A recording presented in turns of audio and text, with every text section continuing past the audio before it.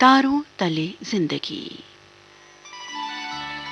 तारों तले जिंदगी इस सीरीज में हम आपके लिए लेकर आए हैं हिंदी साहित्य जगत की कुछ चर्चित कहानियों और उपन्यासों पर केंद्रित रेडियो नाट्य वाचन।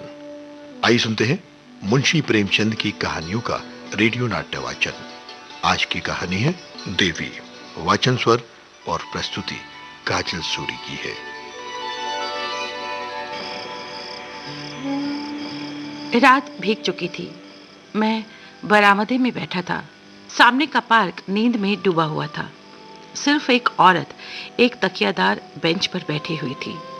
पार्क के बाहर सड़क के किनारे एक फकीर खड़ा राहगीरों को दुआएं दे रहा था। खुदा और रसूल का वास्ता, राम और भगवान का वास्ता, इस अंधे पर रहम करो, इस अंधे पर रहम करो, इस अंधे पर रहम करो।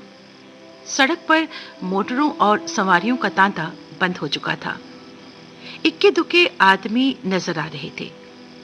फकीर की आवाज, जो पहले नक्कार खाने में तूती की आवाज थी, अब खुले मैदानों की बुलंद आवाज हो रही थी। एकाएक वो औरत उठी और इधर उधर देखकर फकीर के हाथ में कुछ रख दिया और फिर बहुत धीमे से कुछ कहकर एक तरफ चली गई।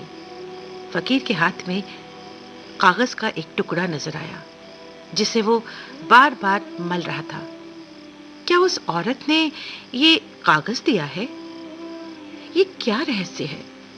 उसको जानने के कौतूहल से अधीर होकर मैं नीचे आया और फकीर के पास खड़ा हो गया।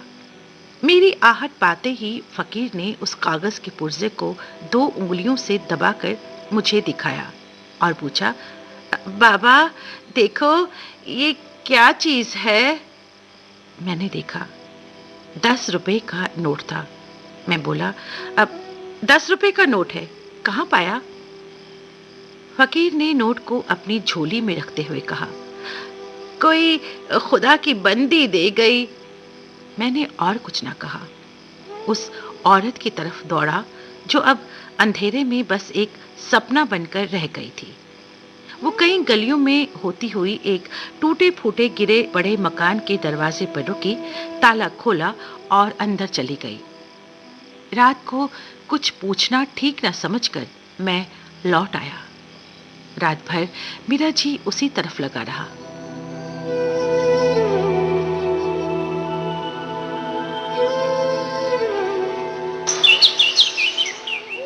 एकदम तड़के मैं फिर उस गली में जा पहुंचा। मालूम हुआ वो एक अनाथ विधवा है। मैंने दरवाजे पर जाकर पुकारा, देवी, मैं तुम्हारे दर्शन करने आया हूं। औरत बाहर निकल आई। गरीबी और बेकसी की जिंदा तस्वीर।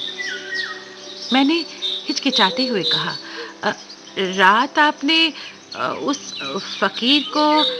देवी ने बात काटते हुए कहा, अजी वो क्या बात थी? मुझे वो नोट पड़ा मिल गया, मेरे किस काम का था, सो मैंने उस फकीर को दे दिया। और मैंने उस देवी के कदमों पर सर झुका दिया।